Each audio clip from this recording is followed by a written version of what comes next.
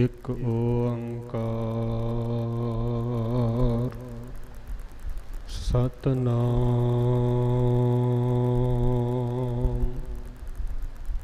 करता पुरख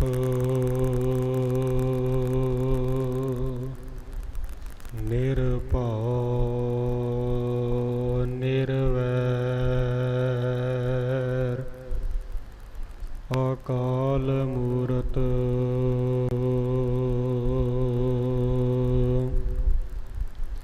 आजुनी सैभं गुर प्रसाद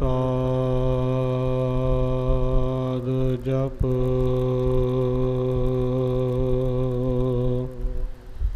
आद सच जुगाद सच है पी सच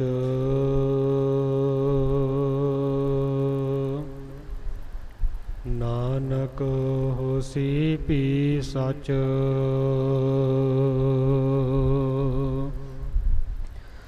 मूक उच्चरै शास्त्र खट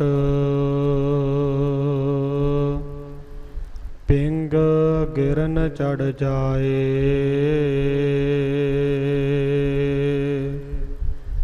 अंध लख बदरा सुनै जो काल कृपा कराए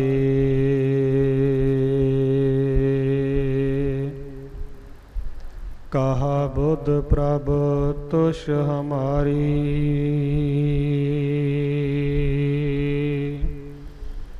बरन सकै महिमा जो तिहारी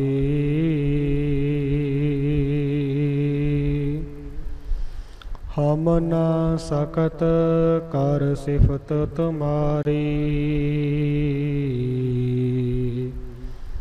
आप ले हो तुम कथा सुधारी हक हक अंदेश गुरु गोबिंद सिंह बादशाह दरवेश गुरु गोबिंद सिंह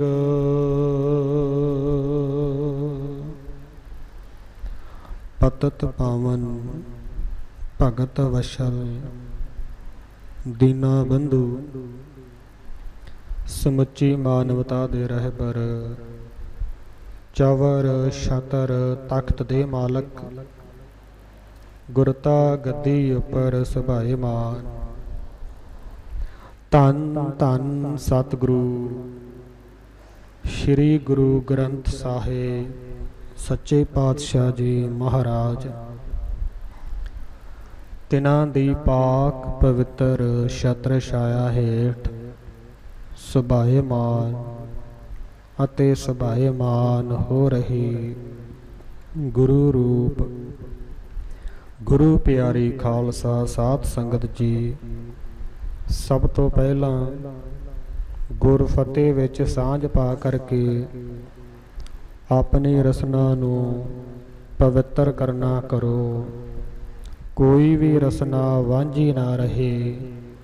ਸਰਬੱਤ ਸੰਗਤ बड़े अदब सत्कार विच आ करके दोवें हाथ जोड़ करके सीस झुका करके कहना करो जी वाहिगुरु जी का खालसा वाहिगुरु जी की फतेह।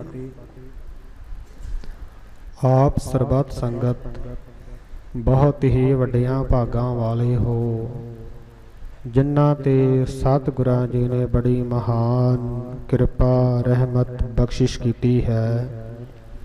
भाई गुरदास जी दे बड़े ही सुंदर बचन हैं। वो कहते हैं कुर्बानी तिन्हां गुरसिखां पिछल राती उठ बहंदे कुर्बानी तिन्हां गुरसिखां अमृत वेले सर ना वंदे। भाई गुरदास जी कहते हैं कि जेड़े गुरसिख गुरु दे प्रेम विच आ करके एक पहर रात रहंदियां उठदे हन, उन्हां तो मैं वारने बलिहारने जाना हाँ। ਜਿਹੜੇ ਗੁਰਸਿੱਖ ਅੰਮ੍ਰਿਤ ਵੇਲੇ ਉੱਠ ਕਰਕੇ ਇਸ਼ਨਾਨ ਕਰਦੇ ਹਨ, ਗੁਰੂ ਘਰ ਜਾ ਕਰਕੇ ਪਾਤਸ਼ਾਹ ਜੀ ਦੇ ਚਰਨ ਸਪਰਸ਼ ਕਰਦੇ ਹਨ, ਉਹਨਾਂ ਤੋਂ ਮੈਂ ਵਾਰਨੇ ਬਲਿਹਾਰਨੇ ਜਾਣਾ ਹਾਂ। ਆਪ ਸਰਬੱਤ ਸੰਗਤ ਬਹੁਤ ਹੀ ਵੱਡਿਆਂ ਭਾਗਾਂ ਵਾਲੇ ਹੋ, ਜਿਨ੍ਹਾਂ ਤੇ ਸਤਿਗੁਰਾਂ ਜੀ ਦੀ ਬੜੀ ਅਪਾਰ ਕਿਰਪਾ ਰਹਿਮਤ ਬਖਸ਼ਿਸ਼ ਹੋਈ ਹੈ, ਜਿਸ ਬਖਸ਼ਿਸ਼ ਦੇ ਸਦਕਾ ਆਪ ਸਰਬੱਤ ਸੰਗਤ ਆਪੋ ਆਪਣੇ ਜੀਵਨ ਨੂੰ ਸਫਲ ਬਣਾਉਣ ਵਾਸਤੇ ਸਿੱਖ ਪੰਥ ਦੇ ਚੌਥੇ ਮਹਾਨ ਤਖਤ ਸ੍ਰੀ ਦਮਦਮਾ ਸਾਹਿਬ ਗੁਰੂ ਕਾਸ਼ੀ ਤਲਵੰਡੀ ਸਾਬੋ ਵਿਖੇ ਪਹੁੰਚ ਕਰਕੇ ਸਤਿਗੁਰਾਂ ਜੀ ਦੇ ਪਵਿੱਤਰ ਦਰਸ਼ਨ ਦੀਦਾਰ ਕਰਦਿਆਂ ਹੋਇਆਂ, ਤਨ ਮਨ ਧਨ ਦੇ ਨਾਲ ਸੇਵਾਵਾਂ ਕਰਦਿਆਂ ਹੋਇਆਂ ਆਪਣੇ ਮਨੁੱਖਾ ਜਨਮ ਨੂੰ ਸਫਲ ਬਣਾ ਰਹੇ ਹੋ। ਪਾਤਸ਼ਾਹ ਦੀ ਬਾਣੀ ਵਿੱਚ ਫਰਮਾਉਂਦੇ ਹਨ, ਭਈ ਪ੍ਰਾਪਤ ਮਾਨੁਖ ਦੀ ਹੁਰੀਆ, ਗੋਬਿੰਦ ਮਿਲਣ ਕੀ ਇਹ ਤੇਰੀ ਬਰੀਆ, ਅਵਰ ਕਾਜ ਤੇਰਾ ਕਿਤੈ ਨਾ ਕਾਮ, ਮਿਲ ਸਾਧ ਸੰਗਤ ਭਜ ਕੇਵਲ ਨਾਮ। ਸਤ ਸੰਗਤ ਦੇ ਵਿੱਚ ਜਾ ਕਰਕੇ ਜਿਹੜੇ ਗੁਰਮੁਖ ਪਿਆਰੇ ਨਾਮ ਜਪਦੇ ਹਨ, ਬਹੁਤ ਹੀ ਵੱਡਿਆਂ ਭਾਗਾਂ ਵਾਲੇ ਹੋਇਆ ਕਰਦੇ ਹਨ।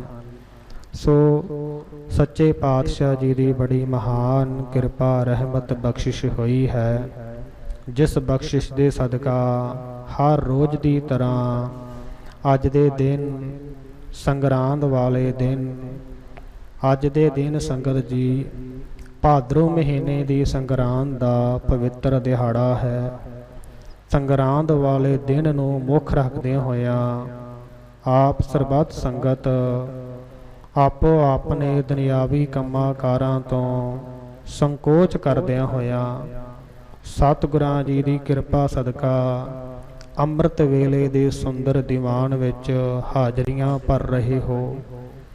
ਸੁੰਦਰ ਦੀਵਾਨ ਦੇ ਵਿੱਚ ਸਭ ਤੋਂ ਪਹਿਲਾਂ ਪੰਜਾਂ ਬਾਣੀਆਂ ਦੇ ਨਿਤਨੇਮ ਹੋਣਾ ਕੀਤੇ, ਸਤਿਗੁਰਾਂ ਜੀ ਦੇ ਸੁੰਦਰ ਪ੍ਰਕਾਸ਼, ਗੁਰੂ ਘਰ ਦੇ ਹਜ਼ੂਰੀ ਰਾਗੀ ਸਿੰਘਾਂ ਦੀ ਬੜੀ ਮਿੱਠੀ ਅਤੇ ਪਿਆਰੀ ਰਸਨਾ ਤੋਂ ਆਸਾ ਦੀ ਵਾਰ ਦੇ ਸੰਪੂਰਨ ਕੀਰਤਨ, ਹੋਰ ਵੀ ਅਗਾਧ ਬੋਧ ਗੁਰਬਾਣੀ ਦੇ ਰਸ ਭਿੰਡੜੇ ਸ਼ਬਦਾਂ ਦਾ ਕੀਰਤਨ ਆਪ ਸਰਬੱਤ ਸੰਗਤ ਨੇ ਬੜੇ ਪ੍ਰੇਮ ਦੇ ਨਾਲ ਸਰਵਣ ਕੀਤਾ।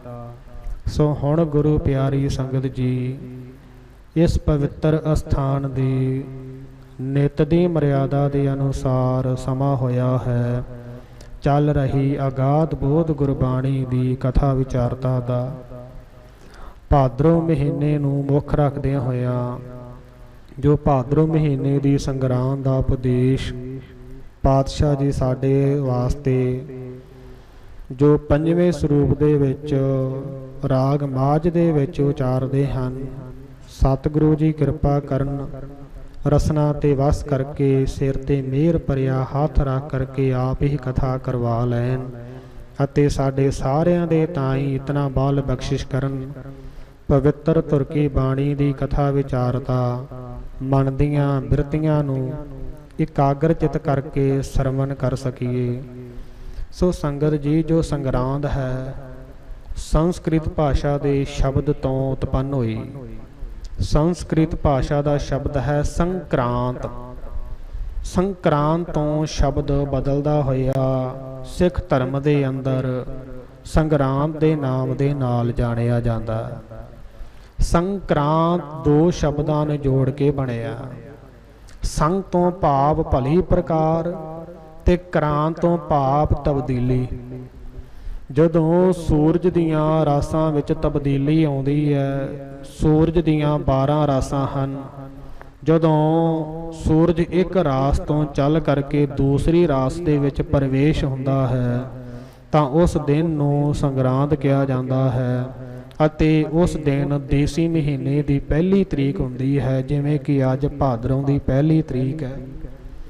ਸੋ ਪ੍ਰਾਤਨ ਸਮਿਆਂ ਦੇ ਅੰਦਰ ਖਾਲਸੇ ਪੰਥ ਦੀ ਉਤਪੱਤੀ ਤੋਂ ਪਹਿਲਾਂ, ਧੰਨ ਗੁਰੂ ਨਾਨਕ ਦੇਵ ਸੱਚੇ ਪਾਤਸ਼ਾਹ ਜੀ ਦੇ ਅਵਤਾਰ ਤੋਂ ਪਹਿਲਾਂ ਜਦੋਂ ਮਹੀਨਾ ਚੜ੍ਹਿਆ ਕਰਦਾ ਸੀ ਤਾਂ ਉਸ ਸਮੇਂ ਦੀ ਜਿਹੜੀ ਲੋਕਾਈ ਸੀ, ਆਪਣੇ ਮਹੀਨੇ ਨੂੰ ਸਫਲ ਕਰਨ ਵਾਸਤੇ ਮਹੀਨਾ ਜਿਹੜਾ ਨਵਾਂ ਆਰੰਭ ਹੋਇਆ ਹੈ, ਚੜ੍ਹਦੀ ਕਲਾ ਦੇ ਸਹਿਤ ਜਿਹੜਾ ਮਹੀਨਾ ਹੈ, ਸੁਖ ਸ਼ਾਂਤੀ ਦੇ ਨਾਲ ਬਤੀਤ ਹੋਣਾ ਕਰੇ, ਕਾਰੋਬਾਰਾਂ ਦੀ ਚੜ੍ਹਦੀ ਕਲਾ ਹੋਣਾ ਕਰੇ, ਕਮਾਈਆਂ ਵਿੱਚ ਵਾਧੇ ਹੋਣ ਇਤਿਆਦਿਕ ਇੱਛਾ ਲੈ ਕਰਕੇ ਉਹ ਪੰਡਤਾਂ ਦੇ ਪਾਸ ਜਾਇਆ ਕਰਦੇ ਸਨ ਅਤੇ ਪੰਡਤਾਂ ਦੇ ਪਾਸ ਜਾ ਕਰਕੇ ਮਹੀਨੇ ਦਾ ਜੋ ਫਲਾਪਦੇਸ਼ ਸੀ ਉਸ ਨੂੰ ਸਰਵਣ ਕਰਨ ਵਾਸਤੇ ਜਾਇਆ ਕਰਦੇ ਸਨ ਅਤੇ ਆਪਣਾ ਮਹੀਨੇ ਦਾ ਫਲਾਪਦੇਸ਼ ਲੈ ਕਰਕੇ ਚੰਗੇ ਮਾੜੇ ਦਿਨਾਂ ਦੀ ਵਿਚਾਰ ਕਰਿਆ ਕਰਦੇ ਸਨ ਅਤੇ ਸੂਰਜ ਦੀ ਪੂਜਾ ਕਰਿਆ ਕਰਦੇ ਸਨ। ਸੋ ਖਾਲਸੇ ਪੰਥ ਦੇ ਅੰਦਰ ਪੂਜਾ ਅਕਾਲ ਕੀ, ਪਰਚਾ ਸ਼ਬਦ ਦਾ ਦੀਦਾਰ ਖਾਲਸੇ ਦਾ ਪਾਤਸ਼ਾਹ ਜੀ ਦਾ ਹੁਕਮ ਹੈ। ਸਭ ਸਿੱਖਨ ਕੋ ਹੁਕਮ ਹੈ, ਗੁਰੂ ਮਾਨਿਓ ਗ੍ਰੰਥ। ਸੋ ਜਿਸ ਵਕਤ ਧੰਨ ਗੁਰੂ ਨਾਨਕ ਦੇਵ ਸੱਚੇ ਪਾਤਸ਼ਾਹ ਜੀ ਅਵਤਾਰ ਧਾਰਦੇ ਹਨ, ਉਹਨਾਂ ਨੇ ਸਾਰੀ ਲੋਕਾਈ ਨੂੰ, ਬ੍ਰਾਹਮਣਾਂ ਨੇ ਜੋ ਕਿ ਆਪਣੇ ਹੀ ਮਤ ਭੇਦ ਮਾਨਵਤਾ ਦੇ ਤਾਈਂ ਕਹਿ ਕਰਕੇ ਉਹਨਾਂ ਨੂੰ ਭਰਮਾਂ ਵਿੱਚ ਲਾਇਆ ਹੋਇਆ, ਉਹਨਾਂ ਨੂੰ ਭਟਕਾਇਆ ਹੋਇਆ। ਸੋ ਪਾਤਸ਼ਾਹ ਜੀ ਨੇ ਉਹਨਾਂ ਦੀ ਸਾਰੀ ਮਾਨਵਤਾ ਦੇ ਹਿਰਦਿਆਂ ਦੇ ਵਿੱਚ ਗਿਆਨ ਦਾ ਪ੍ਰਕਾਸ਼ ਕਰਕੇ ਸੋਝੀ ਦੀ ਦਾਤ ਬਖਸ਼ਿਸ਼ ਕਰ ਦੇਣਾ ਕੀਤੀ ਅਤੇ ਪਾਤਸ਼ਾਹ ਜੀ ਨੇ ਤੁਖਾਰੀ ਰਾਗ ਦੇ ਅੰਦਰ ਜੋ 12 ਮਹੀਨਿਆਂ ਦਾ ਫਲਾਪਦੇਸ਼ ਪਾਤਸ਼ਾਹ ਜੀ ਨੇ ਉਚਾਰਨਾ ਕੀਤਾ ਅਤੇ ਪੰਜਵੇਂ ਜਾਮੇ ਦੇ ਵਿੱਚ ਜਿਸ ਵਕਤ ਸ਼ਹੀਦਾਂ ਦੇ ਸਰਤਾਜ ਧੰਨ ਧੰਨ ਸਤਿਗੁਰੂ ਸ੍ਰੀ ਗੁਰੂ ਅਰਜਨ ਦੇਵ ਸੱਚੇ ਪਾਤਸ਼ਾਹ ਜੀ ਮਹਾਰਾਜ ਸ਼੍ਰੀ ਅੰਮ੍ਰਿਤਸਰ ਸਾਹਿਬ ਪਵਿੱਤਰ ਧਰਤੀ ਦੇ ਉੱਪਰ ਸੁਭਾਏਮਾਨ ਹੋ ਕਰਕੇ ਜਗਤ ਜਲੰਦੇ ਨੂੰ ਤਾਰ ਰਹੇ ਸਨ ਅਤੇ ਲੋਕਾਈ ਦੇ ਭਲੇ ਵਾਸਤੇ, ਪਰਉਪਕਾਰ ਵਾਸਤੇ ਸਤਿਗੁਰੂ ਜੀ ਧੰਨ ਧੰਨ ਆਦਿ ਸ੍ਰੀ ਗੁਰੂ ਗ੍ਰੰਥ ਸਾਹਿਬ ਜੀ ਦਾ ਸੰਪਾਦਨ ਕਰ ਰਹੇ ਸਨ। ਉਸ ਸਮੇਂ ਪਾਤਸ਼ਾਹ ਜੀ ਦੇ ਚਰਨਾਂ ਵਿੱਚ ਇੱਕ ਸੰਸਕ੍ਰਿਤ ਪੜ੍ਹਿਆ ਹੋਇਆ ਜੋ ਪੰਡਤ ਹੈ ਆਉਂਦਾ ਅਤੇ ਪੰਡਤ ਪਾਤਸ਼ਾਹ ਜੀ ਦੇ ਚਰਨਾਂ ਵਿੱਚ ਬੇਨਤੀ ਕਰਦਾ, ਸਤਿਗੁਰੂ ਸੱਚੇ ਪਾਤਸ਼ਾਹ ਜੀ, ਮੈਂ 108 ਜਿਹੜੇ ਧਾਰਮਿਕ ਗ੍ਰੰਥ ਹਨ ਪੜ੍ਹੇ ਹੋਏ ਹਨ, ਸੰਸਕ੍ਰਿਤ ਪੜ੍ਹਿਆ ਹੋਇਆ ਹਾਂ, ਪਰ ਪਾਤਸ਼ਾਹ ਜੀ ਮੇਰੀ ਰਸਨਾ ਦੇ ਵਿੱਚ ਰਸ ਨਾ ਹੋਣ ਕਰਕੇ ਕੋਈ ਵੀ ਮੇਰੇ ਪਾਸੋਂ ਕਥਾ ਸੁਣਦਾ ਹੀ ਨਹੀਂ। ਸਤਿਗੁਰੂ ਜੀ ਆਪ ਗਰੀਬਾਂ ਨੂੰ ਨਵਾਜਣ ਵਾਲੇ ਹੋ, ਜੋ ਸ਼ਰਨ ਆਵੈ ਤਿਸ ਕੰਠ ਲਾਵੈ। ਪਾਤਸ਼ਾਹ ਜੀ ਕਿਰਪਾ ਕਰਨੀ ਕਰੋ, ਜਿਹੋ ਜੀ ਮੇਰੀ ਕੁਆਲੀਫਿਕੇਸ਼ਨ ਹੈ, ਜਿਹੋ ਜੀ ਮੇਰੀ ਪੜ੍ਹਾਈ ਹੈ, ਆਪ ਜੀ ਆਪਣੇ ਦਰ ਦੇ ਉੱਪਰ ਮੈਨੂੰ ਕਥਾ ਕਰਨ ਦੀ ਆਗਿਆ ਦੇ ਦੇਣਾ ਕਰੋ। ਤੁਹਾਡੇ ਚਰਨਾਂ ਵਿੱਚ ਮੈਂ ਕਥਾ ਕਰਦਿਆ ਕਰਾਂਗਾ ਅਤੇ ਜੋ ਸੰਗਤ ਵੱਲੋਂ ਕਾਮ ਧੇਨ ਜੋ ਸੰਗਤ ਗਊ ਦੇ ਸਮਾਨ ਹੈ, ਜਥਾ ਸ਼ਕਤ ਮੇਰੇ ਤਾਈਂ ਭੇਟਾ ਦੇਣਾ ਕਰੇਗੀ। ਉਸ ਭੇਟਾ ਤੋਂ ਮੇਰਾ ਜਿਹੜਾ ਕਾਰੋਬਾਰ ਹੈ, ਘਰ ਦਾ ਗੁਜ਼ਾਰਾ ਹੈ, ਵਧੀਆ ਚੱਲਣਾ ਕਰੇਗਾ। ਸੋ ਸਤਿਗੁਰੂ ਜੀ ਕਿਰਪਾ ਕਰੋ, ਹਰ ਵਾਰ ਮੈਂ ਸੰਗਰਾਮ ਤੇ ਕਥਾ ਕਰਿਆ ਕਰਾਂਗਾ। ਸੋ ਉਸ ਵਕਤ ਪਾਤਸ਼ਾਹ ਜੀ ਨੇ ਆਪਣੀ ਸ਼ਰਨ ਵਿੱਚ ਆਇਆ ਹੋਇਆ ਜਾਣ ਕਰਕੇ ਪੰਡਤ ਨੂੰ ਆਪਣੀ ਹਜ਼ੂਰੀ ਦੇ ਅੰਦਰ ਜੋ ਕਥਾ ਵਿਚਾਰਤਾ ਕਰਨ ਦੀ ਆਗਿਆ ਕਰ ਦੇਣਾ ਕੀਤੀ। ਸੋ ਪੰਡਤ ਪਾਤਸ਼ਾਹ ਜੀ ਦੀ ਹਜ਼ੂਰੀ ਵਿੱਚ ਕਥਾ ਕਰਿਆ ਕਰਦਾ ਅਤੇ ਸੰਗਤ ਕਾਮ ਧੇਨ ਅਤੇ ਪੰਡਤ ਦਾ ਬਹੁਤ ਜ਼ਿਆਦਾ ਸਤਿਕਾਰ ਕਰਿਆ ਕਰਦੀ ਕਿ ਪਾਤਸ਼ਾਹ ਜੀ ਦੀ ਹਜ਼ੂਰੀ ਵਿੱਚ ਬੈਠ ਕਰਕੇ ਕਥਾ ਕਰਦਾ ਹੈ, ਬਹੁਤ ਹੀ ਵੱਡਿਆਂ ਭਾਗਾਂ ਵਾਲਾ। ਸੰਗਤ ਨੇ ਵੱਧ ਤੋਂ ਵੱਧ ਸਤਿਕਾਰ ਕਰਨਾ ਕੀਤਾ ਅਤੇ ਪੰਡਤ ਕੇਵਲ ਤੇ ਕੇਵਲ ਕਥਾ ਹੀ ਕਰਿਆ ਕਰਦਾ ਸੀ, ਸੇਵਾ ਤੇ ਸਿਮਰਨ ਕਰਿਆ ਨਹੀਂ ਸੀ ਕਰਦਾ। ਜਿਸ ਕਰਕੇ ਜਿਹੜਾ ਵੀ ਸੰਗਤ ਦੇ ਪਾਸੋਂ ਜਿਹੜਾ ਧਨ ਆਉਂਦਾ, ਉਸ ਧਨ ਨੂੰ ਲੈ ਲੈ ਕੇ ਇਸ ਦੇ ਮਨ ਦੇ ਵਿੱਚ ਹੰਕਾਰ ਆਉਂਦਾ ਗਿਆ, ਕਿਉਂਕਿ ਮਾਇਆ ਹੈ ਹੀ ਐਸੀ ਹੈ। ਇਹ ਮਾਇਆ ਮੋਹਣੀ ਜਿਤ ਏਤ ਭਰਮ ਭੁਲਾਇਆ। ਜਿਹੜੀ ਮਾਇਆ ਹੈ ਇਹ ਬੰਦੇ ਨੂੰ ਵਿਕਾਰੀ ਬਣਾ ਦਿੰਦੀ ਹੈ, ਲੋਭੀ ਬਣਾ ਦਿੰਦੀ ਹੈ, ਤ੍ਰਿਸ਼ਨਾਲੂ ਬਣਾ ਦਿੰਦੀ ਹੈ। ਸੋ ਚੇਤ ਮਹੀਨੇ ਦੀ ਸੰਗਰਾਮ ਦਾ ਦਿਹਾੜਾ ਆਉਂਦਾ ਅਤੇ ਪੰਡਤ ਹੰਕਾਰੀ ਹੋ ਜਾਂਦਾ ਹੈ, ਬਹੁਤ ਜ਼ਿਆਦਾ ਟੌਰ ਬਣਾਉਣੀ ਸ਼ੁਰੂ ਕਰ ਦਿੰਦਾ ਹੈ। जिस वक्त संगत चेत महीने की संग्रांद वाले दिन पातशाह जी के चरणों विच महीने का फलापदेश सरवण करन वास्ते आउंदी है, उस वक्त पंडित कथा करन ही नहीं आउंदा अते संगत पंडित जी के घर जाती है। पंडित जी कृपा करो, आप जी गुरु घर के कथावाचक हो, संगत विच जा करके पातशाह जी की हजूरी विच साझ करके महीने की फलापदेश का जो कथा है तुसी करनी करो। उस तो बाद पंडित ने हंकारे हुए ने कहना कीता कि गुरु तां तुसी श्री गुरु अर्जन देव जी नूं मनदे हो, कथा मेरे पासों किस वास्ते सरवण करन आए हो, जिस करके संगत दे जिहड़े हिरदे वलूंदरे गए। उस तो बाद सिख संगत ब्रह्म ज्ञानी धन धन बाबा बुढ़ा साहब पास जा करके बेनती करदी है अते उस वक्त ब्रह्म ज्ञानी धन धन बाबा बुढ़ा साहब जी पंडित के घर आप चल करके जाते हैं। बाबा बुढ़ा साहब जी भी पंडित का सत्कार करते हैं, क्योंकि जो भी गुरु घर की हजूरी विच बैठ करके सेवा करता है उनका सत्कार जरूर सिख करया करते ने। ये गुरु घर की मर्यादा भी है। अते बाबा बुढ़ा साहब जी ने पंडित के चरणों विच जा करके बेनती की कि पंडित जी आप सतगुरां जी की हजूरी दे कथावाचक हो, तुसी संगत ते कृपा करो, चल करके जो चेत महीने की संग्राम का दिहाड़ा है, जो संगत महीने का फलापदेश सरवण करन वास्ते आई है, तुसी जा करके कथा करो।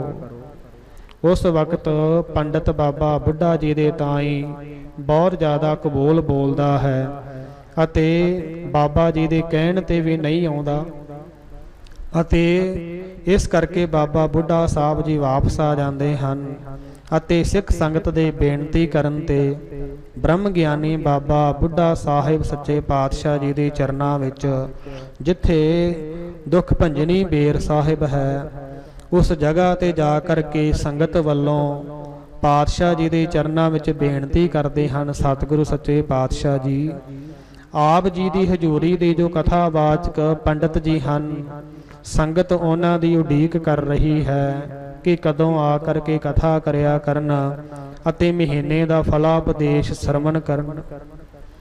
पातशाह जी ने उस वक्त कहना कीता कि इसनूं बुला के लैके आउणा करो। पातशाह जी दे बुलाउण ते भी नहीं आउंदा। फिर बाबा बुढ़ा साहब जी ने बेनती करना कीती, सतगुरु जी आप ही कृपा करो, संगत दे कल्याण वास्ते जो 12 महीने का फलापदेश है तिस ते परथाई ऐसी सुखैन पूर्वक बाणी उचारना करो।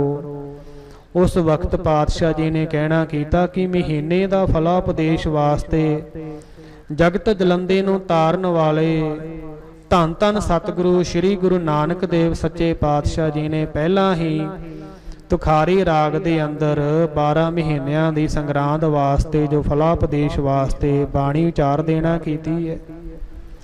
पातशाह जी दी ऐसे बचन सरवण करन तो बाद बाबा बुढ़ा साहब जी पातशाह जी के चरनां विच बेनती करते हैं, सतगुरु सच्चे पातशाह जीओ धन गुरु नानक देव सच्चे पातशाह जी ने तुखारी राग दे अंदर संग्राम दे परथाए बाणी तां जरूर उचारना कीती है, पर पातशाह जी बाणी बड़ी महंगी है। जिहड़ा पढ़िया लिखिया विद्वान सिख है उही उस बाणी नूं पढ़ सकता है, उही उस बाणी विचले भेद नूं सिद्धांत नूं सिੱਖਿਆ नूं जान सकता है। पर सतगुरु जी जो आप जी की सिख संगत है ज़्यादातर अनपढ़ है, गुरबाणी प्रति अपनी सूझी नहीं रखती। आप जी कृपा करो इतनी सुखैन पूर्वक बाणी उचारना करो जो महीने का फलापदेश सिख संगत उसनूं पढ़ करके ही सिख संगत दे मनां दे अंदर जो गुरबाणी दे शब्द भेद हन, गुरबाणी दे भाव अर्थ हन, सिख संगत नूं भली प्रकार समझ आ जाना करना। उस वक्त पातशाह जी कृपा दे घर विच आउंदे हन अते माझ राग दे अंदर पातशाह जी 12 महीनों के संग्राम का फलापदेश पातशाह जी बख्शिश करते हैं। सो ये जो पवित्र बाणी है ਪਾਤਸ਼ਾਹ ਜੀ ਨੇ 5ਵੇਂ ਜਾਮੇ ਦੇ ਅੰਦਰ ਸ਼੍ਰੀ ਅੰਮ੍ਰਿਤਸਰ ਸਾਹਿਬ ਵਿਖੇ ਉਚਾਰਨਾ ਕਰਨਾ ਕੀਤੀ। ਇਸ ਪਵਿੱਤਰ ਬਾਣੀ ਦੀ ਉਥਾਨਕਾ ਹੈ। ਅਤੇ ਦੂਸਰੀ ਉਥਾਨਕਾ ਸੰਗਤ ਜੀ ਜੋ ਕਿ ਅਮੀਰ ਭੰਡਾਰ ਵਿੱਚ ਹੈ। ਅਮੀਰ ਭੰਡਾਰ ਦੇ ਵਿੱਚ ਉਥਾਨਕਾ ਇਸ ਪ੍ਰਕਾਰ ਹੈ। ਸਿੱਖ ਸੰਗਤ ਧੰਨ ਸ਼੍ਰੀ ਗੁਰੂ ਅਰਜਨ ਦੇਵ ਸੱਚੇ ਪਾਤਸ਼ਾਹ ਜੀ ਦੇ ਚਰਨਾਂ ਵਿੱਚ ਜਾ ਕਰਕੇ ਬੇਨਤੀ ਕਰਦੀ ਹੈ, ਸਤਿਗੁਰੂ ਜੀ ਹੋਰਨਾਂ ਧਰਮਾਂ ਦੇ ਜਿਹੜੇ ਲੋਕ ਨੇ ਆਪਣੇ ਦਿਨ ਦੀ, ਆਪਣੇ ਮਹੀਨੇ ਦੀ, ਆਪਣੇ ਨਵੇਂ ਸਾਲ ਦੀ ਸ਼ੁਰੂਆਤ ਵਾਸਤੇ ਆਪਣੇ ਇਸ਼ਟ ਗੁਰੂਆਂ ਦੇ ਪਾਸ ਜਾ ਕਰਕੇ ਨਵਾਂ ਸਾਲ ਸੁਖ ਪੂਰਵਕ ਬਤੀਤ ਹੋਣਾ ਕਰੇ, ਨਵਾਂ ਮਹੀਨਾ ਸੁਖ ਪੂਰਵਕ ਬਤੀਤ ਹੋਣਾ ਕਰੇ, ਇਸ ਵਾਸਤੇ ਉਹਨਾਂ ਦੇ ਪਾਸ ਜਾ ਕਰਕੇ ਉਪਦੇਸ਼ ਲੈਂਦੇ ਨੇ।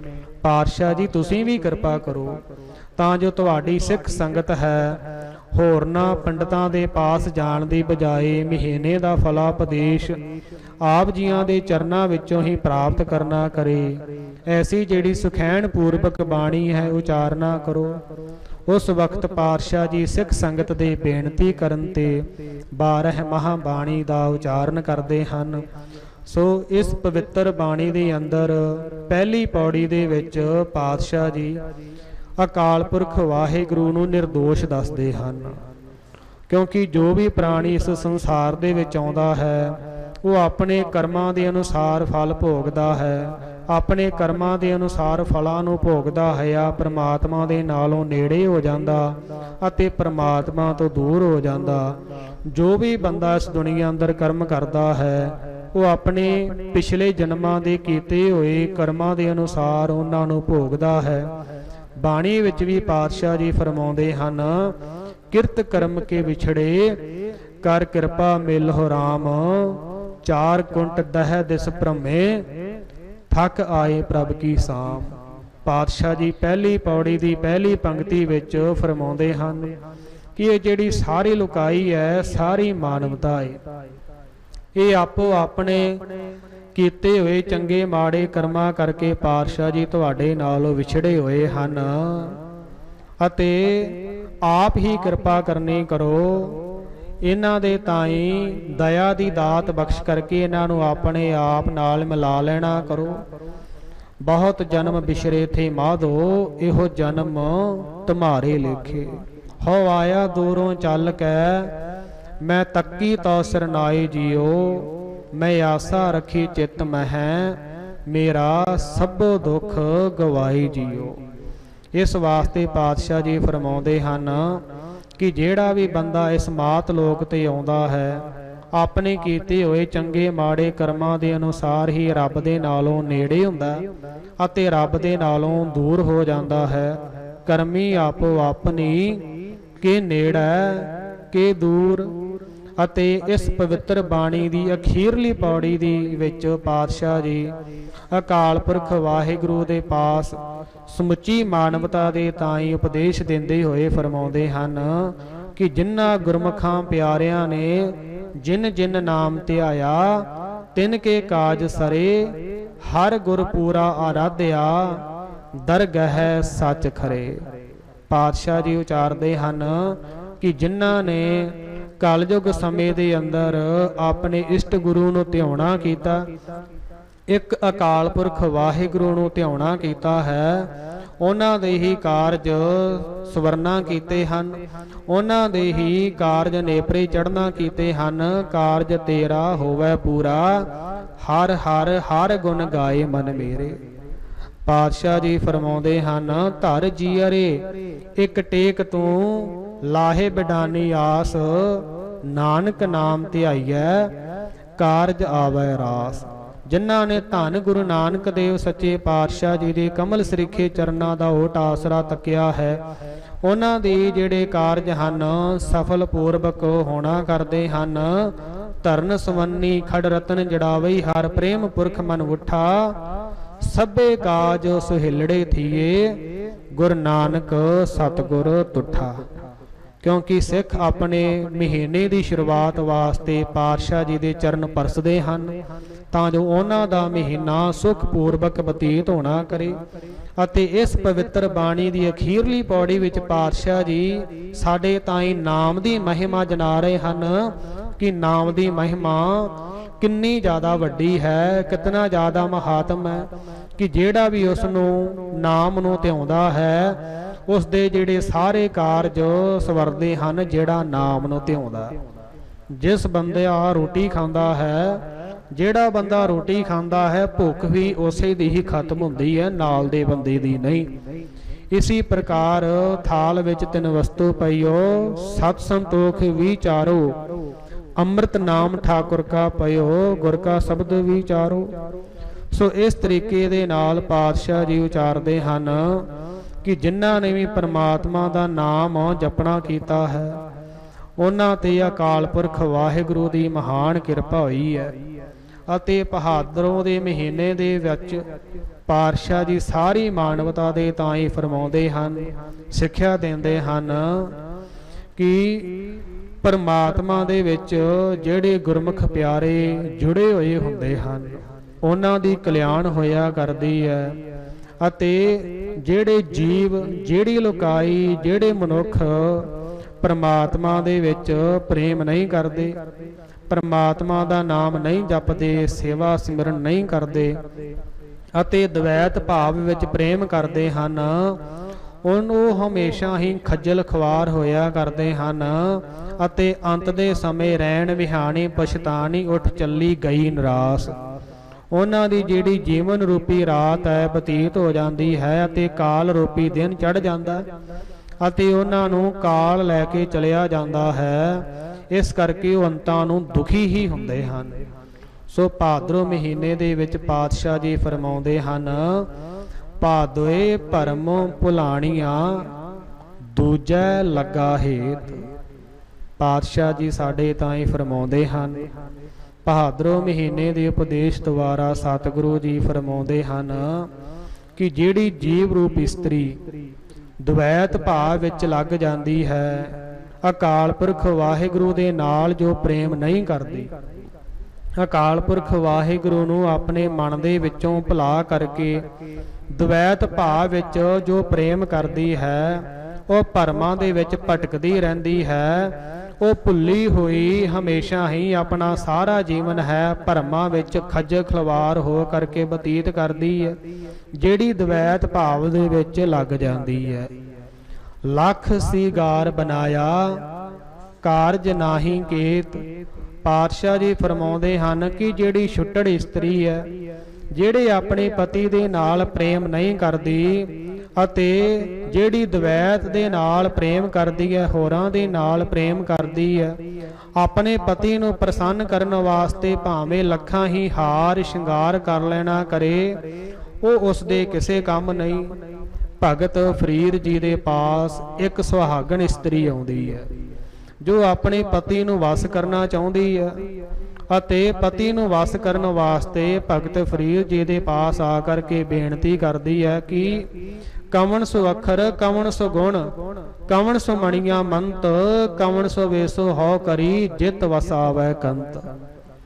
ਭਗਤ ਫਰੀਦ ਜੀ ਦੇ ਚਰਨਾਂ ਵਿੱਚ ਬੇਨਤੀ ਕਰਦੀ ਹੈ ਕਿ ਮੈਂ ਕਿਹੜੀ ਬਾਣੀ ਬੋਲਣਾ ਕਰਾਂ ਅਤੇ ਕਿਹੜੀ ਉਹਨਾਂ ਦੀ ਆਗਿਆ ਨੂੰ ਮੰਨਣਾ ਕਰਾਂ, ਕਿਹੜਾ ਐਸਾ ਮੰਤਰ ਹੈ, ਕਿਹੜਾ ਜੰਤਰ ਹੈ, ਕਿਹੜਾ ਐਸਾ ਭੇਖ ਹੈ ਜਿਹੜਾ ਮੈਂ ਧਾਰਨਾ ਕਰਾਂ, ਜਿਸ ਨੂੰ ਧਾਰਨ ਕਰਨ ਤੇ ਜਿਨ੍ਹਾਂ ਗੁਣਾਂ ਨੂੰ ਅਪਣਾਉਣ ਤੇ ਜਿਹੜਾ ਮੇਰਾ ਪਤੀ ਹੈ ਮੇਰੇ ਵਸ ਵਿੱਚ ਆ ਜਾਣਾ ਕਰੇ। ਉਸ ਵਕਤ ਭਗਤ ਫਰੀਦ ਜੀ ਉਚਾਰਦੇ ਹਨ, ਨਿਮਨ ਸੋ ਅੱਖਰ ਖਮਣ ਗੁਣ ਜਿਹਵਾ ਮਣੀਆਂ ਮੰਤ ਇਹ ਤ੍ਰੈ ਭੈਣੇ ਵੇਸ ਕਰ ਤਾਂ ਵਸਾਵੈ ਕੰਤ। ਕਿ ਜਿਹੜੀ ਆਪਣੀ ਜ਼ੁਬਾਨ ਤੋਂ ਹਮੇਸ਼ਾ ਹੀ ਮਿੱਠੇ ਬਚਨ ਬੋਲਣੇ, ਜ਼ੁਬਾਨ ਦੇ ਵਿੱਚ ਪ੍ਰਤੀ ਦਾ ਸਤਿਕਾਰ ਕਰਨਾ, ਕਹੋ ਨਾਨਕ ਜਿਨ ਪ੍ਰਿਓ ਪਰਮੇਸ਼ਰ ਕਰ ਜਾਣਿਆ ਧਨ ਸਤੀ ਦਰਗਹਿ ਮਾਨਿਆ। ਸੋ ਜਿਹੜੀ ਐਸੀ ਸਤੀ ਇਸਤਰੀ ਹੁੰਦੀ ਹੈ ਜਿਹੜੇ ਆਪਣੇ ਪਤੀ ਨੂੰ ਪਰਮੇਸ਼ਵਰ ਕਰਕੇ ਜਾਣਦੀ ਹੈ ਅਤੇ ਆਪਣੇ ਪਤੀ ਵਿੱਚ ਹੀ ਪਰਮੇਸ਼ਵਰ ਵਾਲੀ ਭਾਵਨਾ ਧਾਰਦੀ ਹੈ ਅਤੇ ਪਤੀ ਦੀ ਸਤਿਕਾਰ ਵਾਸਤੇ, ਪਤੀ ਦੀ ਸ਼ਾਨ ਵਾਸਤੇ ਬੜੇ ਮਿੱਠੇ ਵਚਨ ਬੋਲਦੀ ਹੈ ਆਗਿਆ ਵਿੱਚ ਰਹਿੰਦੀ ਹੈ ਅਤੇ ਹਮੇਸ਼ਾ ਨਿਮਾਣੀ ਬਣ ਕੇ ਰਹਿੰਦੀ ਹੈ। ਇਹ ਜਿਹੜੇ ਤਿੰਨ ਭੇਖ ਹਨ ਹਮੇਸ਼ਾ ਹੀ ਆਪਣੇ ਪਤੀ ਨੂੰ ਆਪਣੇ ਵਸ ਕਰਨ ਵਿੱਚ ਬਹੁਤ ਜ਼ਿਆਦਾ ਸਹਿਯੋਗ ਦਿੰਦੇ ਹਨ। ਤਾਣ ਹੁੰਦੇ ਹੋਏ ਨਿਤਾਣਾ, ਮਾਣ ਹੁੰਦੇ ਹੋਏ ਨਿਮਾਣਾ। ਮਾਣ ਹੁੰਦਿਆਂ ਹੋਇਆਂ ਵੀ ਨਿਮਾਣੇ ਬਣ ਕੇ ਰਹਿਣਾ, ਸਿਆਣਿਆਂ ਹੁੰਦਿਆਂ ਹੋਇਆਂ ਵੀ ਆਪਣੀ ਜਿਹੜੀ ਸਿਆਣਪ ਹੈ ਪਤੀ ਦੇ ਸਾਹਮਣੇ ਬਹੁਤੀ ਸਿਆਣੀ ਨਾ ਬਣਨਾ, ਅਤੇ ਜ਼ੋਰ ਹੋਣ ਦੇ ਬਾਵਜੂਦ ਵੀ ਕਮਜ਼ੋਰਾਂ ਦੇ ਉੱਪਰ ਦਬਾਅ ਨਾ ਪਾਉਣਾ। ਅਣਹੋਂਦੇ ਆਪ ਵੰਡਾਏ, ਕੋ ਐਸਾ ਭਗਤ ਸਦਾਏ। ਅਤੇ ਆਪਣੇ ਪਾਸ ਕੁਝ ਨਾ ਹੁੰਦਿਆਂ ਹੋਇਆਂ ਵੀ ਆਪਣਾ ਹਿੱਸਾ ਸਾਰਿਆਂ ਦੇ ਵਿੱਚ ਵੰਡ ਕਰਕੇ ਫਿਰ ਛਕਣਾ ਕਰੇ। ਐਸੀ ਜਿਹੜੀ ਪਤੀ ਦੀ ਜਿਹੜੀ ਸੇਵਾ ਹੈ, ਭਗਤੀ ਹੈ, ਦਰਗਾਹ ਦੇ ਵਿੱਚ ਪ੍ਰਵਾਨ ਹੁੰਦੀ ਹੈ। ਪਾਤਸ਼ਾਹ ਜੀ ਫਰਮਾਉਂਦੇ ਹਨ ਕਿ ਜਿਸ ਜੀਵ ਰੂਪ ਇਸਤਰੀ ਨੇ ਆਪਣੇ ਪਤੀ ਦਾ ਸਤਿਕਾਰ ਨਹੀਂ ਕੀਤਾ, ਜਿਸ ਜੀਵ ਰੂਪ ਇਸਤਰੀ ਦਾ ਜਿਹੜਾ ਪ੍ਰੇਮ ਹੈ ਦਵੈਤ ਭਾਵ ਵਿੱਚ ਲੱਗਣ ਕਰਕੇ ਭਾਵੇਂ ਉਹ ਲੱਖਾਂ ਹੀ ਸ਼ਿੰਗਾਰ ਕਰ ਲੈਣਾ ਕਰੇ, ਹਾਰ ਲਪਾ ਲੈਣਾ ਕਰੇ, ਪਰ ਉਹ ਉਸ ਦੇ ਕਿਸੇ ਕੰਮ ਨਹੀਂ, ਕਿਉਂਕਿ ਉਸ ਦਾ ਜਿਹੜਾ ਪਤੀ ਹੈ ਉਸ ਤੋਂ ਨਿਰਾਸ਼ ਹੁੰਦਾ। ਜਿਤ ਦਿਨ ਦੇਹ ਬਿਨਸ ਸੀ, ਤਿਤ ਵੇਲੇ ਕਹਿਸਨ ਪ੍ਰੇਤ। ਪਾਤਸ਼ਾਹ ਜੀ ਫਰਮਾਉਂਦੇ ਹਨ ਕਿ ਜਿਸ ਦਿਨ ਇਹ ਮਨੁੱਖਾ ਸਰੀਰ ਬੰਦੇ ਤੋਂ ਵਿਸਰ ਜਾਂਦਾ, ਕਿਉਂਕਿ ਇਹ ਪੰਜ ਭੂਤਕ ਸਰੀਰ ਹੈ, ਸਦਾ ਸਾਥ ਰਹਿਣ ਵਾਲਾ ਨਹੀਂ, ਝੂਠਾ ਸਰੀਰ ਹੈ। ਜੋ ਉਪਜਿਓ ਸੋ ਬਿਨਸ ਹੈ। ਸੋ ਜਿਹੜੀ ਵੀ ਸਾਨੂੰ ਚੀਜ਼ ਇਸ ਸੰਸਾਰ ਦੇ ਅੰਦਰ ਦਿਖਾਈ ਦੇ ਰਹੀ ਹੈ, ਜੋ ਵੀ ਪੈਦਾ ਹੋਈ ਹੈ, ਉਹ ਛਿਣ ਮਾਤਰ ਦੇ ਵਿੱਚ ਨਾਸ਼ ਹੋ ਜਾਣ ਵਾਲੀ ਹੈ। ਭਗਤ ਕਬੀਰ ਜੀ ਦਾ ਬਚਨ ਯਾਦ ਆਇਆ। ਉਹ ਕਹਿੰਦੇ ਜਿਹੜੀ ਮੌਤ ਹੈ ਬਿੱਲੇ ਦੇ ਸਮਾਨ ਹੈ। ਮਾਨਸ ਬਪਰਾ ਮੂਸਾ ਕੀਨੋ, ਮੀਚ ਬਲਈਆ ਖਈ ਹੈ ਰੇ। ਬਾਰੇ ਬੂਢੇ ਤਰੁਣੇ ਭਈਆ, ਸਭੂ ਜਮ ਲੈ ਜਾਈ ਹੈ ਰੇ। ਇਹ ਜਿਹੜੀ ਮੌਤ ਹੈ ਕਿਸੇ ਦਾ ਲਿਹਾਜ਼ ਨਹੀਂ ਕਰਦੀ। ਚਾਹੇ ਇਸ ਦੇ ਸਾਹਮਣੇ ਕੋਈ ਬੱਚਾ ਆ ਜਾਣਾ ਕਰੇ, ਚਾਹੇ ਕੋਈ ਅਧਖੜ ਨੌਜਵਾਨ ਆ ਜਾਣਾ ਕਰੇ, ਚਾਹੇ ਕੋਈ ਬਜ਼ੁਰਗ ਆ ਜਾਣਾ ਕਰੇ। ਤਨਮੰਤਾ ਅਰ ਨਿਰਤਨ ਮਨਈ, ਤਾਕੀ ਕਛੂ ਨਾ ਕਾਨੀ ਰੇ। ਰਾਜਾ ਪਰਜਾ ਸਮਕਰ ਮਾਰੇ, ਐਸੋ ਕਾਲ ਬਿਡਾਨੀ ਰੇ। ਜਿਹੜੀ ਮੌਤ ਹੈ ਕਿਸੇ ਪ੍ਰਕਾਰ ਦਾ ਭੇਦ ਭਾਵ ਨਹੀਂ ਕਰਦੀ। ਨਾ ਹੀ ਇਹ ਅਮੀਰ ਨੂੰ ਵੇਖਦੀ ਹੈ ਤੇ ਨਾ ਹੀ ਇਹ ਗਰੀਬ ਨੂੰ ਵੇਖਦੀ ਹੈ। ਇਹ ਇੱਕ ਦ੍ਰਿਸ਼ਟੀ ਇੱਕ ਸਮਾਨ ਸਾਰਿਆਂ ਨੂੰ ਵੇਖਦੀ ਹੈ। ਤੇ ਜਿਹੜੀ ਮੌਤ ਹੈ ਇਸ ਤੋਂ ਬੰਦਾ ਭੱਜ ਨਹੀਂ ਸਕਦਾ। ਮਲਕਲ ਮੌਰ ਜਾਂ ਆਪਸੀ ਸਭ ਦਰਵਾਜੇ ਭੰਨ, ਤਿੰਨਾਂ ਪਿਆਰਿਆਂ ਭਾਈਆਂ ਅੱਗੇ ਦਿੱਤਾ ਬੰਨ। ਜਿਹੜੀ ਮੌਤ ਹੈ ਸਭ ਦਰਵਾਜੇ ਇੰਦਰੀਆਂ ਰੂਪੀ ਦਰਵਾਜੇ ਭੰਨ ਕਰਕੇ ਬੰਦੇ ਨੂੰ ਢਾ ਲੈਂਦੀ ਹੈ। ਜਿਸ ਵਕਤ ਜਮਦੂਤ ਆਉਂਦਾ, ਜਿਸ ਵਕਤ ਇਸ ਦੀ ਦੇਹ ਬਿਨਸ ਜਾਂਦੀ ਹੈ, ਉਸ ਵੇਲੇ ਸਾਰੇ ਇਸ ਨੂੰ ਫਿਰ ਪ੍ਰੇਤ ਪ੍ਰੇਤ ਕਹਿਣਾ ਸ਼ੁਰੂ ਕਰ ਦਿੰਦੇ ਹਨ। ਧੰਨ ਧੰਨ ਸਤਿਗੁਰੂ ਸ੍ਰੀ ਗੁਰੂ ਤੇਗ ਬਹਾਦਰ ਸੱਚੇ ਪਾਤਸ਼ਾਹ ਜੀ ਮਹਾਰਾਜ ਸੋਰਠ ਰਾਗ ਦੇ ਅੰਦਰ ਫਰਮਾਉਂਦੇ ਹਨ। ਪਾਤਸ਼ਾਹ ਜੀ ਕਹਿੰਦੇ ਹਨ, ਘਰ ਕੀ ਨਾਰ ਬਹੁਤ ਹਿਤ ਜਾਸਿਓ, ਸਦਾ ਰਹਿਤ ਸੰਗ ਲਾਗੀ। ਜਬ ਹੀ ਹੰਸ ਤਜੀ ਇਹ ਕਾਇਆ, ਪ੍ਰੇਤ ਪ੍ਰੇਤ ਕਰ ਭਾਗੀ। ਪਾਤਸ਼ਾਹ ਜੀ ਫਰਮਾਉਂਦੇ ਹਨ, ਪ੍ਰੀਤਮ ਜਾਣ ਲੇਹੋ ਮਨ ਮਾਹੀ, ਆਪਣੇ ਸੁਖ ਸਿਉ ਹੀ ਜਗ ਫਾਂਦਿਓ, ਕੋ ਕਾਹੂ ਕੋ ਨਾਹੀ।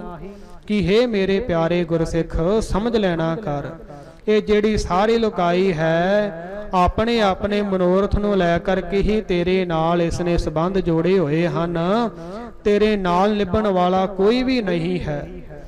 ਅਤੇ ਸੁਖ ਮੈਂ ਆਣ ਬਹੁਤ ਮਿਲ ਬੈਠਤ, ਰਹਿਤ ਚਹੁ ਦਿਸ਼ ਘੇਰੈ। ਬਿਪਤ ਪਰੀ ਸਭ ਹੀ ਸੰਗ ਛਾਡਤ, ਕੋ ਨ ਆਵਤ ਨੇਰੈ। ਪਾਤਸ਼ਾਹ ਜੀ ਫਰਮਾਉਂਦੇ ਹਨ, ਇਹ ਜਿਹੜੀ ਸਾਰੀ ਲੁਕਾਈ ਹੈ, ਜਦੋਂ ਤੇਰੇ ਪਾਸ ਸੁਖ ਹਨ, ਜਿਤਨੀ ਦੇਰ ਤੱਕ ਤੇਰੇ ਪਾਸ ਦੌਲਤ ਹੈ, ਸ਼ੌਹਰਤ ਹੈ, ਜਿਤਨੀ ਦੇਰ ਤੱਕ ਤੇਰੇ ਪਾਸ ਦੁਨਿਆਵੀ ਧਨ ਹੈ। ਪਾਤਸ਼ਾਹ ਜੀ ਬਾਣੀ ਵਿੱਚ ਵੀ ਫਰਮਾਉਂਦੇ ਹਨ, ਧਨ ਧਨ ਕੋ ਕਹੀਏ, ਜੇ ਕੋ ਸਭ ਜਗਤ ਗੁਲਾਮ। ਅਸਲ ਧਨ ਨੂੰ ਧਨ ਕਹਿਣਾ ਚਾਹੀਦਾ। ਜਿੰਦਾ ਸਾਰਾ ਹੀ ਜਗਤ ਗੁਲਾਮ ਹੈ, ਇਹ ਕਰਾਮਾਤ ਵੀ ਹੈ।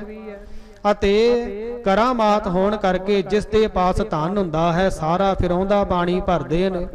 ਪਾਤਸ਼ਾਹ ਜੀ ਮਾਨਵਤਾ ਦੇ ਤਾਈਂ, ਗੁਰਸਿੱਖ ਦੇ ਤਾਈਂ ਉਪਦੇਸ਼ ਦਿੰਦੇ ਹਨ ਕਿ ਜਿਹੜੀ ਲੁਕਾਈ ਦਾ ਸੁਭਾਅ ਐਸਾ ਹੈ ਕਿ ਜਿਸ ਦੇ ਪਾਸ ਧਨ ਹੁੰਦਾ ਹੈ, ਸਾਰੇ ਸੁੱਖ ਦੇ ਸਮੇਂ ਉਸ ਦੇ ਪਾਸ ਆ ਜਾਂਦੇ ਹਨ, पर जदों ही उस बंदे ते पास धन खत्म हो जाता है, विपतां घेर लैंदियां हन, उस वेले सारी जिहड़ी लुकाई है उसका साथ छड्ड देंदी है।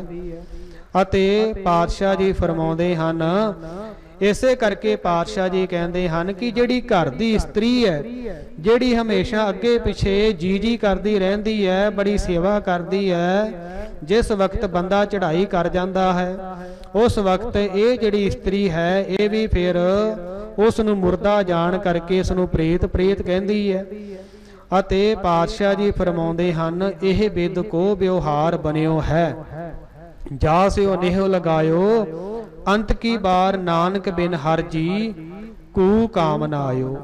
पातशाह जी फरमाउंदे हन, जिहड़ा संसार दा कार विहार ये बनिया ही इस तरीके दे नाल होया होया है कि जिसने किसी दे नाल प्रेम पाउणा कीता, अंतां दे ताईं खज्जल खुआरी होया, दुखी होया, ਅਤੇ ਦੁਖੀ ਹੋ ਕਰਕੇ ਟੇਢੀਆਂ ਮੇਢੀਆਂ ਜੂਨਾਂ ਵਿੱਚ ਚਲਿਆ ਜਾਂਦਾ। ਅੰਤ ਕਾਲ ਜੋ ਲక్ష్ਮੀ ਸਿਮਰੈ, ਐਸੀ ਚਿੰਤਾ ਮਹਿ ਜੇ ਮਰੈ। ਪਾਤਸ਼ਾਹ ਜੀ ਫਰਮਾਉਂਦੇ ਹਨ ਕਿ ਜਿਹੜਾ ਅੰਤਾਂ ਦੇ ਸਮੇਂ ਆਪਣੇ ਧਨ ਦੌਲਤ ਨੂੰ ਸਿਮਰਦਾ ਰਹਿੰਦਾ ਹੈ ਅਤੇ ਇਸ ਘੜੀ ਦੇ ਵਿੱਚ ਬੰਦੇ ਦਾ ਧਿਆਨ ਹੋਣ ਕਰਕੇ ਬੰਦਾ ਮਰ ਲੱਗਿਆ ਫਿਰ ਜੂਨ ਵੀ ਉਹੋ ਜਿਹੀ ਜੂਨ ਪ੍ਰਾਪਤ ਹੁੰਦੀ ਹੈ, ਸਰਪ ਜੂਨ ਵੱਲ ਵੱਲ ਉਤਰੈ। ਉਹ ਫਿਰ ਵਾਰ-ਵਾਰ ਸੱਪ ਬਣ ਕਰਕੇ ਜੰਮਦਾ ਮਰਦਾ ਰਹਿੰਦਾ। अंत काल जो इस्त्री सिमरै, ऐसी चिंता मह जे मरै, वेसवा जोन वल वल उतरै। ਜਿਹੜਾ ਬੰਦਾ ਅੰਤਲੀਆਂ ਘੜੀਆਂ ਦੇ ਵਿੱਚ ਆਪਣੀ ਇਸਤਰੀ ਨੂੰ ਯਾਦ ਕਰਦਾ ਰਹਿੰਦਾ ਹੈ ਅਤੇ ਇਸਤਰੀ ਨੂੰ ਯਾਦ ਕਰਦੇ ਹੋਏ ਆਪਣੇ ਸਰੀਰ ਦੇ ਸਵਾਸ ਛੱਡ ਦਿੰਦਾ ਹੈ ਅਤੇ ਉਹ ਫਿਰ ਮਰ ਕਰਕੇ ਵੇਸਵਾਰੀ ਜੋਨਾਂ ਵਿੱਚ ਪੈਂਦਾ। ਅੰਤ ਕਾਲ ਜੋ ਲੜਕੈ ਸਿਮਰੈ, ਐਸੀ ਚਿੰਤਾ ਮਹਿ ਜੇ ਮਰੈ, ਸੂਕਰ ਜੋਨ ਵੱਲ ਵੱਲ ਉਤਰੈ। ਜਿਹੜਾ ਅੰਤਾਂ ਦੇ ਸਮੇਂ ਬੰਦਾ ਆਪਣੇ ਧੀਆਂ ਪੁੱਤਰਾਂ ਨੂੰ ਯਾਦ ਕਰਦਾ ਹੈ, ਪਾਤਸ਼ਾਹ ਜੀ ਕਹਿੰਦੇ ਹਨ ਉਹ ਫਿਰ ਸੂਰ ਦੀ ਜੂਨ ਵਿੱਚ ਪੈ ਜਾਂਦਾ। ਅੰਤ ਕਾਲ ਜੋ ਮੰਦਰ ਸਿਮਰੈ, ਐਸੀ ਚਿੰਤਾ ਮਹਿ ਜੇ ਮਰੈ, ਪ੍ਰੇਤ ਜੋਨ ਵੱਲ ਵੱਲ ਉਤਰੈ। ਪਾਤਸ਼ਾਹ ਜੀ ਫਰਮਾਉਂਦੇ ਹਨ ਕਿ ਜਿਹੜਾ ਪ੍ਰਾਣੀ ਅੰਤਾਂ ਦੇ ਸਮੇਂ ਆਪਣੇ ਘਰ-ਬਾਰ ਨੂੰ, ਆਪਣੀਆਂ ਕੋਠੀਆਂ ਨੂੰ, ਆਪਣੇ ਮਹਿਲਾਂ ਨੂੰ, ਆਪਣੀਆਂ ਬੰਗਲਿਆਂ ਨੂੰ ਯਾਦ ਕਰਦਾ ਹੈ, ਅੰਤ ਦੇ ਸਮੇਂ ਉਹ ਮਰ ਕਰਕੇ ਫਿਰ ਪ੍ਰੇਤ ਦੀ ਜੋਨਾਂ ਵਿੱਚ ਪੈ ਜਾਂਦਾ ਹੈ। ਪਾਤਸ਼ਾਹ ਜੀ ਕਹਿੰਦੇ ਹਨ, ਅਰੀ ਬਾਈ ਗੋਬਿੰਦ ਨਾਮ ਮਤ ਬਿਸਰੈ, ਕਿ ਹੇ ਮਨੁੱਖੋ, ਕਿ ਹੇ ਜੀਵ ਰੂਪ ਇਸਤਰੀ, ਇਸ ਕਰਕੇ ਤੇਰੇ ਤਾਂ ਹੀ ਤੈਨੂੰ ਪਰਮਾਤਮਾ ਦਾ ਜਿਹੜਾ ਨਾਮ ਹੈ ਕਦੇ ਵਾਸਤੇ ਵਿਸਰਨਾ ਨਹੀਂ ਚਾਹੀਦਾ। ਪਾਤਸ਼ਾਹ ਜੀ ਬਾਣੀ ਵਿੱਚ ਫਰਮਾਉਂਦੇ ਹਨ, ਅੰਤ ਕਾਲ ਜੋ ਨਾਰਾਇਣ ਸਿਮਰੈ, ਐਸੀ ਚਿੰਤਾ ਮਹਿ ਜੇ ਮਰੈ, ਬਦਤ ਤਿਲੋਚਨ ਤੀ ਨਰ ਮੁਕਤਾ, ਪੀਤੰਬਰ ਵਾਕੇ ਹਿਰਦੈ ਵਸੈ। ਕਿ ਜੋ ਅੰਤਾਂ ਦੇ ਸਮੇਂ ਅੰਤਲੀਆਂ ਘੜੀਆਂ ਦੇ ਵਿੱਚ ਜਿਨ੍ਹਾਂ ਨੇ ਪਰਮਾਤਮਾ ਨੂੰ ਸਿਮਰਿਆ ਹੈ, ਆਪਣੇ ਮਨ ਦਾ ਪ੍ਰੇਮ ਪਰਮਾਤਮਾ ਦੇ ਚਰਨਾਂ ਵਿੱਚ ਧਾਰਨਾ ਕੀਤਾ ਹੈ, ਫਿਰ ਅੰਤਾਂ ਦੇ ਸਮੇਂ ਧੰਨ ਗੁਰੂ ਨਾਨਕ ਦੇਵ ਸੱਚੇ ਪਾਤਸ਼ਾਹ ਜੀ ਉਸ ਦਾ ਸਹਾਈ ਹੋ ਜਾਂਦਾ ਹੈ। ਮੈਂ ਮੂਰਖ ਕੀ ਕੇਤਕ ਬਾਤ ਹੈ, ਕੋਟ ਅਪਰਾਧੀ ਤਰਿਆ ਰੇ, ਗੁਰ ਨਾਨਕ ਜਿਨ ਸੁਣਿਆ ਪੇਖਿਆ, ਸੇ ਫਿਰ ਗਰਬਾਸ ਨਾ ਪਰਿਆ ਰੇ। ਪਾਤਸ਼ਾਹ ਜੀ ਬਾਣੀ ਵਿੱਚ ਫਰਮਾਉਂਦੇ ਹਨ ਕਿ ਅੰਤਲੇ ਸਮੇਂ ਬੰਦੇ ਨੂੰ ਜੇਕਰ ਨਾਮ ਧਿਆ ਲੈਣਾ ਕਰੇ, ਨਾਮ ਦੀ ਕਿੰਨੀ ਮਹਿਮਾ। ਦੇਵਾ ਪਾਹਨ ਤਾਰੀ ਅਲੇ, ਰਾਮ ਕਹਿਤ ਜਨ ਕਸ ਨਾ ਤਰੇ। ਪਰਮਾਤਮਾ ਦਾ ਜਿਹੜਾ ਨਾਮ ਹੈ ਪੱਥਰਾਂ ਨੂੰ ਵੀ ਤਾਰਨ ਵਾਲਾ ਹੈ। ਪਰਮਾਤਮਾ ਦੇ ਨਾਮ ਤੇ ਤਾਂ ਪੱਥਰ ਵੀ ਤਰ ਜਾਂਦੇ ਹਨ। ਪਾਤਸ਼ਾਹ ਜੀ ਕਹਿੰਦੇ ਹਨ ਕਿ ਜਿਹੜਾ ਬੰਦਾ ਰੱਬ ਦਾ ਨਾਮ ਲੈਂਦਾ ਹੋਵੇ ਤਾਂ ਇਹ ਕਿਵੇਂ ਹੋ ਸਕਦਾ ਕਿ ਉਹ ਨਾ ਤਰੇ। ਪਾਤਸ਼ਾਹ ਜੀ ਫਰਮਾਉਂਦੇ ਹਨ, ਤਾਰੀ ਲੈ ਗਨਕਾ ਬਿਨ ਰੂਪ ਕੁਬਜਾ, ਬਿਆਦ ਅਜਾਮਲ ਤਾਰੀ ਅਲੇ, ਚਰਨ ਬਦਕ ਤੇਉ ਮੁਕਤ ਭਏ, ਹਉ ਬਲ ਬਲ ਜਿਨ ਰਾਮ ਕਹੇ, ਦਾਸੀ ਸੁਤ ਜਨ ਬਿਦਰ ਸਦਾਮਾ, ਉਗਰ ਸੈਨ ਕੋ ਰਾਜ ਦੀਏ, ਜਾਪਹੀਨ ਤਾਪਹੀਨ ਕੁਲਹੀਨ ਕਰਾਮਹੀਨ, ਨਾਮੇ ਕੇ ਸੁਆਮੀ ਤੇਉ ਤਰੇ। ਭਗਤ ਨਾਮਦੇਵ ਜੀ ਨਾਮ ਦੀ ਮਹਿਮਾ ਨੂੰ ਜਨਾਉਂਦੇ ਹੋਏ, ਨਾਮ ਦੀ ਮਹਿਮਾ ਨੂੰ ਸੰਗਤ ਦੇ ਤਾਈਂ, ਸਮੁੱਚੀ ਮਾਨਵਤਾ ਦੇ ਤਾਈਂ ਉਪਦੇਸ਼ ਦਿੰਦੇ ਹੋਏ ਕਹਿੰਦੇ ਹਨ ਕਿ ਰੱਬ ਦਾ ਨਾਮ ਕਿਤਨਾ ਪ੍ਰਭਾਵਸ਼ਾਲੀ ਹੈ। ਜਿਸ ਨੇ ਵੀ ਪ੍ਰਾਣੀ ਨੇ ਪਰਮਾਤਮਾ ਦਾ ਨਾਮ ਇੱਕ ਮਨ ਇੱਕ ਚਿੱਤ ਹੋ ਕਰਕੇ ਧਿਆਇਆ ਹੈ, परमात्मा हमेशा ही उसकी बांह फड़न वाला है।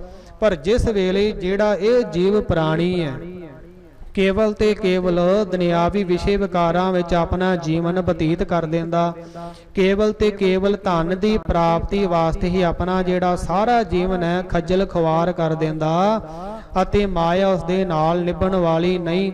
कौडी कौडी जोर कै जोरै लाख करोड़, चलती बार कछ भयो नहीं लई लंगोटी तोर। जदों बंदे दे चलण दा समा आया तां जेड़ा ये धन है बंदे दे नाल निभण वाला नहीं।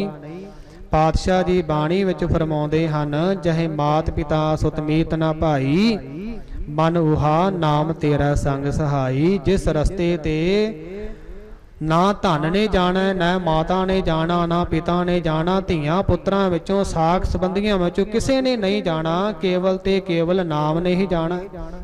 उस नाम नूं जपना कर। जिस वेले ये प्राणी नाम जपदा ही नहीं विषय विकारां दे विच गलतान रहिंदा है, जिस वेले इहो जिहा प्राणी मरदा है उस वेले सारे फिर इस नूं प्रेत कहंदे हन। पकड़ चलाइन दूत जम किस न देने भेत। जदों जमदूत इस नूं मारन वास्ते आउंदे हन तां किसे दे ताईं भेत नहीं देंदे कि इन्नी तरीक नूं इन्ने वजे तैनूं लै जाना। ਅਤੇ ਜਮਦੂਤ ਉਸੇ ਵੇਲੇ ਬੰਦੇ ਨੂੰ ਢਾਹ ਕਰਕੇ ਇਸ ਨੂੰ ਪਕੜ ਕਰਕੇ ਜਮਪੁਰੀ ਦੇ ਰਸਤੇ ਤੇ ਪਾ ਲੈਂਦੇ ਹਨ ਅਤੇ ਕਿਸੇ ਦੇ ਤਾਈਂ ਦੱਸਣਾ ਨਹੀਂ ਕਰਦੇ, ਭੇਤ ਨਹੀਂ ਦੇਣਾ ਕਰਦੇ। ਪਾਤਸ਼ਾਹ ਜੀ ਫਰਮਾਉਂਦੇ ਹਨ, ਛੱਡ ਖੜੋਤੇ ਖਿਨੈ ਮਾਹੇ ਜਿਨ ਸਿਓ ਲੱਗਾ ਹੇਤ। सारी उम्र जिन्हों मैं मेरा मेरा करता रहा, मेरा पुत्र मेरी धी आदिक जिन्हां दे नाल बड़ा प्रेम करता रहा, अंतां नूं फिर उन्होंने ही इस नूं लांबू लाउणा कीता। अंतां नूं फिर उन्होंने ही इस नूं संस्कार दे इस दा संस्कार करना कीता, इस नूं इस दी सारी जिहड़ी कपाल क्रिया है करना कीती। हथ मरोड़े तन कपे स्याह होवा सेत। जदों जमदूत इस दे ताई मारन आउंदा, उस समय जदों जमदूत इस दे स्थूल शरीर दे विचों सूक्ष्म शरीर नूं कढदा, शरीर दे विचों आत्मा नूं जमदूत जदों वखरा करदा है, जिंदन माणी कढीए हड्डां कू कड़काए, हड्डां दी भन्न तोड़ अंदरों अंदरों करके। ਅਸੀਂ ਵੇਖਦੇ ਹੀ ਹਾਂ ਸੰਗਤ ਜੀ, ਜਦੋਂ ਬੰਦਾ ਚੜ੍ਹਾਈ ਕਰਦਾ ਹੈ ਗੰਦਗੀ ਆ ਜਾਂਦੀ ਹੈ, ਮੂੰਹ ਥਾਣੀ ਆ ਜਾਂਦੀ, ਅੱਖਾਂ ਥਾਣੀ ਆ ਜਾਂਦੀ, ਕੰਨ ਥਾਣੀ ਆ ਜਾਂਦੀ ਹੈ, ਸਰੀਰ ਦੇ ਹੋਰ ਅੰਗਾਂ ਥਾਣੀ ਗੰਦਗੀ ਬਾਹਰ ਆ ਜਾਂਦੀ ਹੈ, ਕਿਉਂਕਿ ਉਸ ਸਮੇਂ ਜਿਹੜੇ ਜਮਦੂਤ ਹਨ ਇਸ ਦੇ ਸਰੀਰ ਵਿੱਚੋਂ ਇਸ ਦੀ ਆਤਮਾ ਨੂੰ ਵੱਖਰੀ ਕਰਕੇ ਭੰਨ ਤੋੜ ਕਰਕੇ ਜੀਵ ਨੂੰ ਆਪਣੇ ਨਾਲ ਲੈ ਕੇ ਚਲੇ ਜਾਂਦੇ ਹਨ। ਹੱਥ ਵਿੰਗੇ ਹੋ ਜਾਂਦੇ ਨੇ, ਸਰੀਰ ਕੰਬਣ ਲੱਗ ਜਾਂਦਾ ਹੈ। ਜਿਹੜਾ ਕਾਲਾ ਰੰਗ ਸੀ ਜਦੋਂ ਜਮਦੂਤ ਮਾਰਦੇ ਨੇ, ਅੰਤਲੇ ਸਮੇਂ ਬੰਦੇ ਦਾ ਰੰਗ ਸੁਆਹ ਵਰਗਾ ਹੋ ਜਾਂਦਾ, ਅਤੇ ਜਦੋਂ ਜਮਦੂਤ ਆਤਮਾ ਨੂੰ ਵੱਖ ਕਰ ਲੈਂਦੇ ਨੇ ਉਦੋਂ ਸਾਰਾ ਸਰੀਰ ਚਿੱਟਾ ਹੋ ਜਾਂਦਾ। ਜਿਹਾ ਬੀਜੈ ਸੋ ਲੁਣੈ ਕਰਮਾ ਸੰਦੜਾ ਖੇਤ। ਪਾਤਸ਼ਾਹ ਜੀ ਫਰਮਾਉਂਦੇ ਹਨ ਕਿ ਇਹ ਕਲਯੁਗ ਪ੍ਰਾਣੀ ਜੋ ਵੀ ਇਸ कलयुग समय के अंदर जैसा कर्म करता है वैसा ही ये बीज बोंदा है, वैसा इसनों फल प्राप्त होंदा है। आपे बीज आपे ही खाहो, नानक हुक्मी आवहो जाहो। पातशाह जी फरमाउंदे हन, नानक प्रभ सरनागति चरण बोहित प्रभ देत।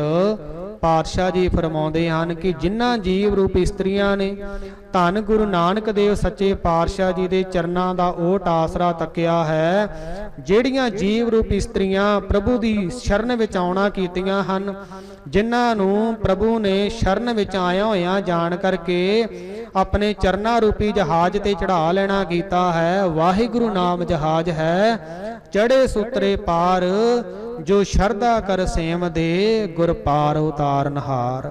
सो उन्हां जीव रूप इस्त्रियां दा पार उतारा हो जाता है। से भाव दह नरक ना पाईए है, गुर रखण वाला हेत।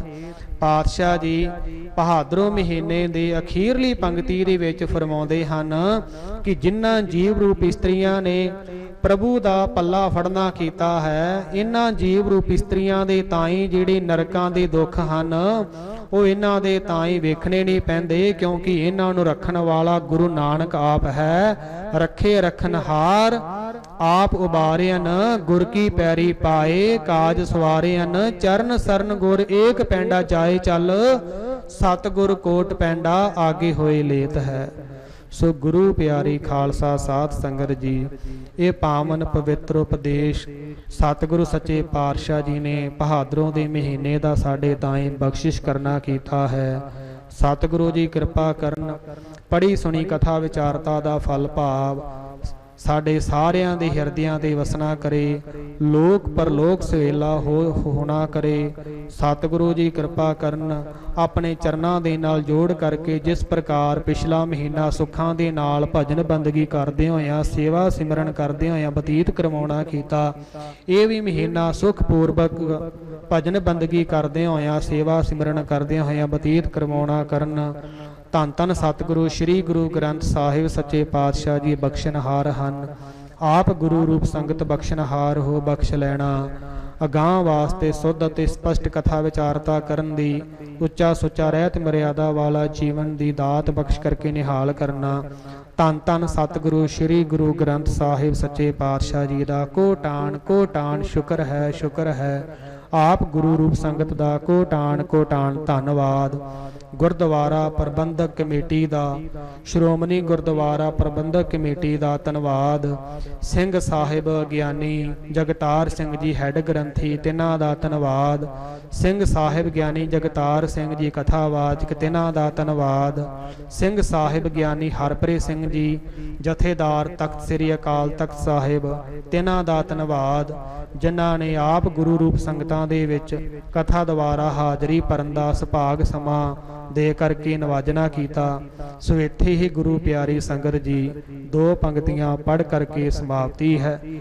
नानक प्रभ सरनागति, चरण बोहित प्रभ देत, से पादोए नरक न पाइय है, गुर रखण वाला हेत। वाहिगुरु जी का खालसा, वाहिगुरु जी की फतेह।